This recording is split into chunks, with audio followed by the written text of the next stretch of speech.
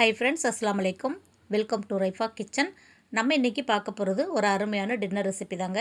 Layer chapati, சாஃப்டான layer சப்பாத்தியும் அதுக்கு தொட்டு சாப்பிட்ற மாதிரி ஹோட்டலில் கிடைக்கக்கூடிய பிளைன் சால்னா. நம்ம பரோட்டாவுக்கெலாம் பிளைன் சால்னா கொடுப்பாங்க பார்த்தீங்களா, அதே சால்னாவை நம்ம இன்றைக்கி குக்கரில் செய்ய போகிறோம். இந்த லேயர் சப்பாத்தி பாருங்கள் எந்த அளவுக்கு லேயர் வந்திருக்கு, நல்லா சாஃப்டாக வந்திருக்குது. இதுக்கு எண்ணெயெல்லாம் நான் அதிகமாக ஊற்றவே இல்லை, கம்மியான எண்ணெயில் கோதுமை மாவு வச்சு தான் செஞ்சுருக்கேங்க. ரொம்ப சூப்பராக வந்துருந்துச்சு. அப்புறம் இந்த வீடியோ யாருக்காகனா நம்மளுடைய சப்ஸ்கிரைபருக்காக தான்.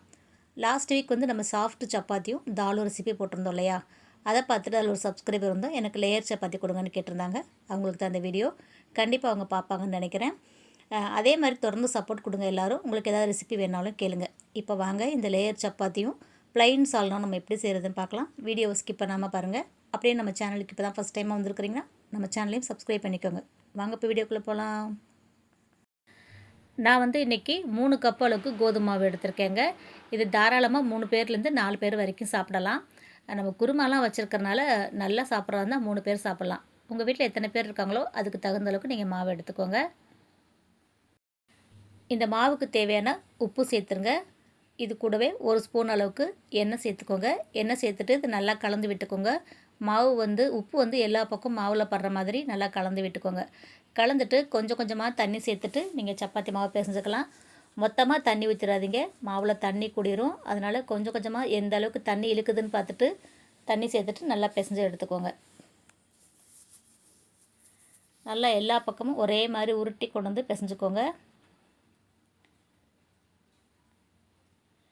இப்போ மாவு நல்லா பிசைஞ்சாச்சு. நம்ம நார்மலாக சப்பாத்தி செய்கிறோன்னா இந்த எண்ணெயே போதும், இப்படியே நம்ம மாவை ஊற விட்டுறலாம்.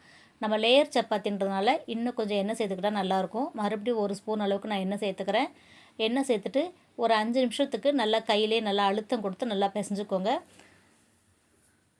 அப்போ தான் நமக்கு வந்து லேயர் நல்லா பரோட்டா மாதிரி வரும். நமக்கு வந்து பரோட்டாவுக்கு இதை விட நிறையா எண்ணெய் ஊற்றணும். சப்பாத்திக்கு இப்போ எக்ஸ்ட்ரா ஊற்றுன எண்ணெய் தேவைப்படாது. இப்போ லேயர் சப்பாத்தினால கொஞ்சம் எக்ஸ்ட்ரா நம்ம எண்ணெய் ஊற்றிருக்கோம். இதை நல்லா பிசைஞ்சு ஒரு அரை மணி நேரத்துக்கு மூடி வச்சிடலாம். மாவு ஊறி வர்றதுக்குள்ளே நம்ம வந்து சால்னா தாளித்து விட்டுறலாம். சால்னா தாளிக்கிறதுக்கு சின்ன துண்டு பட்டை, ஒரு அரை ஸ்பூன் சோம்பு, அன்னாச்சி பூ வந்து கொஞ்சமாக பிச்சு வச்சுருக்கிறேன். இந்த அளவு போதும். 2 ஏலக்காய், 3 கிராம்பு, ஒரு பிரியாணி இலை எடுத்து வச்சுருக்கேன்.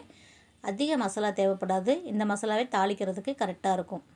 இப்போ பெரிய வெங்காயமாக 2 வெங்காயமாக நீலவாக்கில் நறுக்கி வச்சுருக்கேன். பெரிய தக்காளி 2 தக்காளி நீலவாக்கில் நறுக்கி வச்சுருக்கேன். 3 பச்சை மிளகாய் வச்சுருக்கிறேன். ஒரு கொத்து அளவுக்கு நல்லா புதினா இலை சேர்த்துக்கோங்க. இந்த சால்னாவுக்கு இந்த புதினா இலை தான் நல்ல ஃப்ளேவர் கொடுக்கும். இப்போ இது கூடவே பார்த்திங்கன்னா ஒரு 1/4 மூடி அளவுக்கு தேங்காய், அது கூட அரைக்கிறதுக்கு ஒரு 5-6 முந்திரி பருப்பு ஊற வச்சு வச்சுருக்கேன். தேங்காய் கூட சேர்த்து நம்ம முந்திரி பருப்பை அரைச்சி எடுத்துக்கிறணும். இப்போ நம்ம தாளித்து விட்டுறலாம். குக்கரில் எண்ணெய் சேர்த்துட்டு நம்ம எடுத்து வச்சுருக்கிற பட்டை, சோம்பு, ஏலக்காய், கிராம்பெலாம் சேர்த்துக்கோங்க. அது பொரிஞ்சதுக்கப்புறம் அது கூடவே வந்து வெங்காயத்தை சேர்த்துக்கோங்க. வெங்காயம் ஓரளவுக்கு கண்ணாடி பதம் வதங்கினதுக்கப்புறம் இது கூட இஞ்சி பூண்டு பேஸ்ட்டு சேர்த்துக்கலாம். நம்ம கறி, காய் எதுவுமே சேர்க்கலை. அதனால் இந்த வெங்காயம், தக்காளி, தேங்காய்க்குள்ளே இஞ்சி பூண்டு பேஸ்ட்டு தான். அதனால் 1.5 டீஸ்பூன் அளவுக்கு நான் இஞ்சி பூண்டு பேஸ்ட்டு சேர்த்துருக்கேன். இது கரெக்டாக இருக்கும். இப்போ இது நல்லா வதங்கிடுச்சு. இஞ்சி பூண்டோட பச்சை வாடை போயிடுச்சு. நம்ம இப்போ புதினா இலையை சேர்த்துக்கலாம். புதினா இலை இந்த எண்ணெயில் வதங்கும்போது நல்ல ஒரு மணமாக இருக்கும். குழம்புக்கு நல்லா டேஸ்ட்டாக இருக்கும். அதனால் கண்டிப்பாக வந்து மல்லி இலை கூட கம்மியாக சேர்த்துட்டு புதினாவை அதிகமாக சேர்த்துக்கோங்க, நல்லாயிருக்கும். இப்போ இது கூட நம்ம எடுத்து வச்சுருக்கிற தக்காளி, பச்சை மிளகாயும் சேர்த்துட்டு நல்லா வதக்கி விட்டுறலாம். புதினா வந்து ஒரு 1/4 கட்டு இருக்கும், அந்த அளவுக்கு நான் சேர்த்துருக்குறேன். இப்போ இது நல்லா வதக்கியாச்சு. இது கூட குழம்புக்கு தேவையான மசாலா சேர்த்துடலாம். 1/4 டீஸ்பூன் மஞ்சள் தூள் சேர்த்துக்கோங்க. காரத்துக்காக ஒரு 3/4 டீஸ்பூன் அளவுக்கு தனி மிளகாய் தூள் சேர்த்துருக்குறேன். தனி மல்லித்தூள் வந்து ஒரு 2 ஸ்பூன் அளவுக்கு சேர்த்துருக்கேன். இது கூட கரம் மசாலா தூள், சிக்கன் குழம்பு தூள், மட்டன் குழம்பு தூள் எது இருக்கோ அது 1 ஸ்பூன் சேர்த்துக்கோங்க. நான் வந்து கரம் மசாலா தூள் தான் 1 ஸ்பூன் சேர்த்துருக்கேன். இது கூடவே தேங்காய், முந்திரியும் அரைச்சி வச்சுட்டேன், அதை இது கூட சேர்த்துலாம். நம்ம எல்லாத்தையும் சேர்த்து அப்படியே விசில் வைக்கும்போது குழம்பு நல்லா திக்காக சூப்பராக ரெடியாகி வரும்.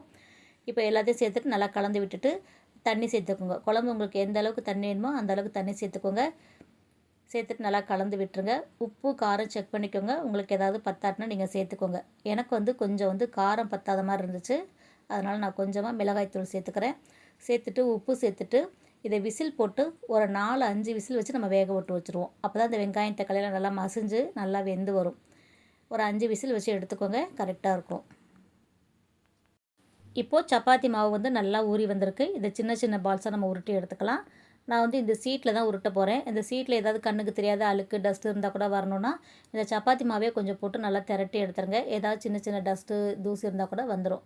ஒன்றுமே இல்லை, இருந்தாலும் என்னோடய திருப்திக்கு நான் தொடச்சி எடுத்துட்டேன். இப்போ மாவு ரெடியாக இருக்குது. நம்ம வந்து சப்பாத்தி தேய்ச்சி எடுத்துடலாம்.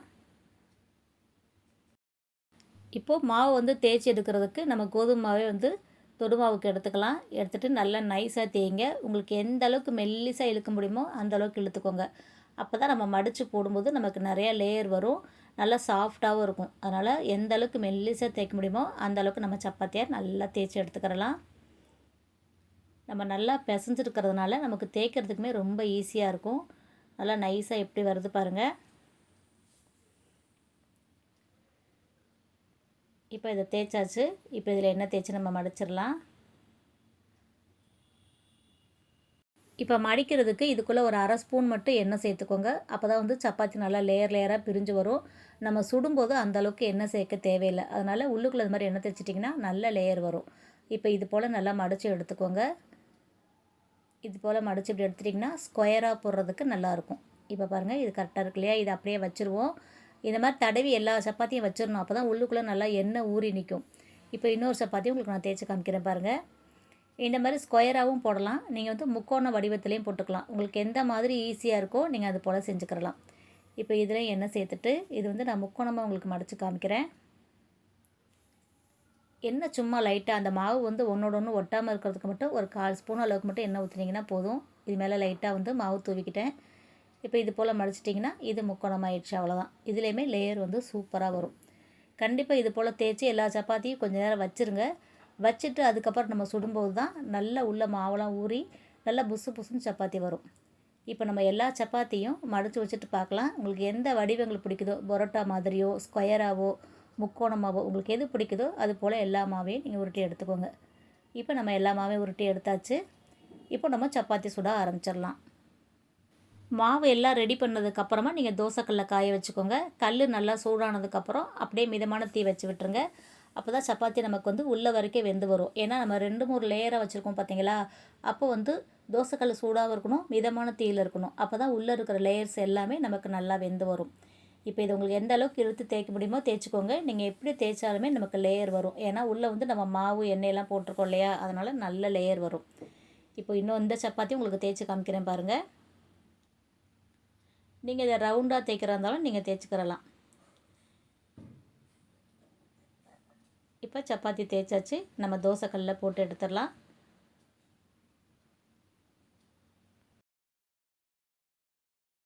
நம்ம எப்போவும் சப்பாத்தி செய்கிற மாதிரி தான். தோசைக்கல்லில் போட்ட உடனே எண்ணெய் ஊற்றாமல் 2 பக்கமும் கொஞ்சம் பிரட்டி பிரட்டி போட்டுட்டு அதுக்கப்புறம் எண்ணெய் ஊற்றுங்க. அப்போ தான் சப்பாத்தி நல்லா புஸ்ஸுன்னு வரும். ஹார்ட் ஆகாமல் நல்லா சாஃப்டாக இருக்கும்.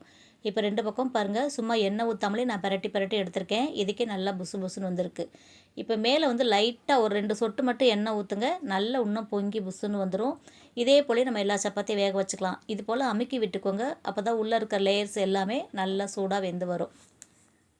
பாருங்கள், நான் ஒரு 2 சொட்டு தான் எண்ணெய் ஊற்றிருக்கேன். நல்லா செவக்க சூப்பராக வெந்துருச்சு பாருங்கள். லேயருமே நல்லா பிரிஞ்சு பிரிஞ்சு வருது பாருங்கள். வெந்தால் தான் இது போல் லேயர் வந்து நமக்கு நல்லா பிரிஞ்சு வரும். இப்போ இன்னொரு சப்பாத்தி உங்களுக்கு போட்டு காமிக்கிறேன். அதே மாதிரி 2 பக்கமே எண்ணெய் ஊற்றாமல் சும்மா இது போல் அமுக்கி அமுக்கி விட்டுக்கோங்க. நல்லா புஸ்ஸுன்னு பொங்கி வருது பாருங்கள். இந்த மாதிரி வந்ததுக்கப்புறம் ஒரு சொட்டு அளவுக்கு எண்ணெய் ஊற்றிட்டு மறுபடியும் 2 பக்கமும் திருப்பி போட்டு நல்லா செவக்க வந்ததுக்கப்புறம் எடுத்துட்டிங்கன்னா நமக்கு வந்து சப்பாத்தி நல்லா சாஃப்டாக சூப்பராக வந்துடுங்க. நிறைய எண்ணெய் ஊற்றி ரொம்ப நேரம் தோசைக்கல்ல போடாதீங்க. பிரட்டி பிரட்டி விட்டுக்கிட்டு எண்ணெய் ஊற்றி எடுத்திங்கன்னா நல்லா சூப்பராக புஸ்ஸுன்னு இது போல் பொங்கி வரும். எப்படி வருது பாருங்கள். இந்த மாதிரி வந்தால் தான் நமக்கு லேயர்ஸ் எல்லாமே நல்லா பிரிஞ்சு எடுக்கிறதுக்கு சூப்பராக இருக்கும். இப்போ அவ்வளோதாங்க. இதே மாதிரி நம்ம எல்லா சப்பாத்தியும் நம்ம சுட்டு எடுத்துகிட்டு உங்களுக்கு நான் காமிக்கிறேன். நிறைய சப்பாத்தி பரோட்டா ரெசிபி எல்லாமே நம்ம சேனலில் கொடுத்துருக்கேங்க. கோதுமை பரோட்டா, மைதா மாவு பரோட்டா, பன்னீர் பரோட்டா, இந்த மாதிரி நிறைய பரோட்டா, ஆலு பரோட்டா, இந்த மாதிரி நிறைய பரோட்டா ரெசிபி எல்லாமே நம்ம சேனலில் கொடுத்துருக்கேன். ப்ளேலிஸ்ட்டில் வந்து உங்களுக்கு பரோட்டா சப்பாத்தி ரெசிபி நான் கொடுத்துருக்கேன். தேவைப்படுறவங்க செக் பண்ணி பாருங்கள். இப்போ அவ்வளோதாங்க, சப்பாத்தி எல்லாமே நம்ம சுட்டு முடிச்சாச்சு. குக்கரில் விசில் வந்து ஏர்லாம் ரிலீஸ் ஆகிடுச்சு. நம்மளோட சால்னா வந்து எப்படி இருக்குன்னு பார்ப்போம். பாருங்கள், சால்னா வந்து நமக்கு சூப்பராக ரெடி ஆகிடுச்சு. அவ்வளோதான், நல்லா கலந்து விட்டுக்கோங்க. இது மேலே வந்து நிறையா கொத்தமல்லி தழை தூவி கலந்து விட்டிங்கன்னா சரியாக இருக்கும். நான் வந்து ரொம்ப திக்காவும் வைக்கல, ரொம்ப தண்ணியாகவும் வைக்கல. இந்த சப்பாத்தியில் தொட்டு சாப்பிட்றதுக்கு இது கரெக்டாக இருக்கும். அதனால் இந்த அளவில் தான் வச்சுருக்கேங்க. உப்பு, காரம், மசாலா எல்லாமே சூப்பராக இருக்குது. வாசனை வந்து அவ்வளோ அருமையாக வந்திருக்குதுங்க. கொத்தமல்லி தழை தூவிட்டு நம்ம பரிமாறிக்கிறலாம். இந்த குழம்பு பார்த்திங்கன்னா அப்படியே நம்ம மட்டன் பாயெல்லாம் வச்சா எப்படி இருக்கும், அது போலவே டேஸ்ட் வந்து சூப்பராக வந்துருந்துச்சுங்க. நம்ம நல்லா பட்டை சோம்பெல்லாம் தாளித்து முந்திரி தேங்காய்லாம் அரைச்சி ஊற்றுனால நல்ல ஒரு மட்டன் குருமா, ஆட்டுக்கால் பாயெல்லாம் சாப்பிட்டா எப்படி இருக்குமோ அது போல் அருமையாக வந்துருந்துச்சு. இப்போ சப்பாத்தி பாருங்கள் எந்த அளவுக்கு சாஃப்டாக வந்திருக்கு, எப்படி லேயராக வந்திருக்குன்னு உங்களுக்கு நான் பிச்சு காமிக்கிறேன். நல்லா லேயர் லேயராக நல்லா சாஃப்டாக சூப்பராக வந்திருக்குங்க. பொதுவாக இந்த சப்பாத்திக்கு பார்த்திங்கன்னா சைடிஷே தேவைப்படாது. ஏன்னா நல்லா மெல்லிசா நல்லா ருசியாக இருக்கிறனால அப்படியே வெறும் வாயிலே சாப்பிட்றலாம். எப்படி இருக்குது பாருங்கள். எப்படி இருக்குன்னு சொல்லுங்கள். இந்த சப்பாத்தி எப்படி நல்லா வந்திருக்கா, உங்களுக்கு பிடிச்சிருக்கான்னு சொல்லுங்கள். சால்னா கூட தொட்டு சாப்பிட்றதுக்கு ரொம்ப ரொம்ப அருமையாக இருந்துச்சுங்க. அவ்வளோதாங்க. நல்லா சாஃப்டாக சுவையான லேயர் சப்பாத்தியும் அது கூட தொட்டு சாப்பிட்ற மாதிரி ப்ளைன் சால்னாவும் சூப்பரான முறையில் நம்ம செஞ்சுட்டோம். கண்டிப்பாக அந்த ரெசிபி உங்களுக்கு பிடிச்சிருக்குன்னு நினைக்கிறேன். பிடிச்சிருந்தா நீங்களும் இதே மாதிரி செஞ்சு பாருங்கள். செஞ்சு பார்த்துட்டு எப்படி இருக்குன்னு சொல்லுங்கள். வீடியோ பிடிச்சிருந்துச்சுன்னா லைக் பண்ணிவிட்டு நிறையா ஷேர் பண்ணிவிடுங்க. நீங்கள் லைக் பண்ணி கமெண்ட் பண்ணுற மாதிரி இப்போ கமெண்ட் பாக்ஸில் ஹைப்னு ஒரு ஆப்ஷன் கொடுத்துருக்காங்க. இந்த வீடியோ பிடிச்சிருந்துச்சுன்னா வீடியோக்கான ஹைப்பே மறக்காமல் கொடுத்துருங்க. சேனலை சப்ஸ்கிரைப் பண்ணாமல் பார்த்துக்கிட்டு இருந்தீங்கன்னா அப்படியே சப்ஸ்கிரைப் பண்ணிவிடுங்க. இன்ஷா அல்லாஹ் இன்னொரு வீடியோவில் பார்க்கலாம். Bye friends. அஸ்ஸலாமு அலைக்கும்.